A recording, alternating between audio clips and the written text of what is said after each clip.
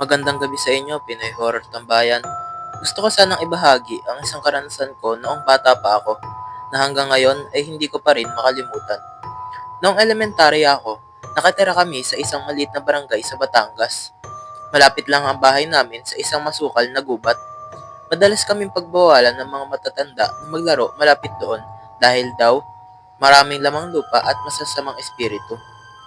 Isang gabi, habang tulog na ang lahat, nagising ako sa kakaibang ingay. Parang mahinang bulong. Akala ko nananaginip lang ako. Pero nang dumilat ako, nakita ko na bukas ang bintana sa may paanan ng kama ko. Sa dilim, may anino ako nakita. Parang isang tao na sobrang payat, mahaba ang leeg, at nakatingin sa akin. Nang igalaw ko ang katawan ko para bumangon, narinig ko ulit ang bulong. Pero ngayon, malinaw na malinaw. Halika na. Sumama ka na. Hindi ako makagalaw. Para ako nakapako sa higaan ko. Hindi ko alam kung gaano katagal akong ganun. Pero pagdilat ko uli, maliwanag na at umaga na. Sarado na ulit ang bintana.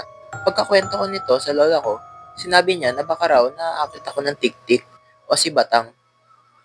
Ang sibatang po ay mga espiritong nanghahalina ng kaluluwa ng mga bata.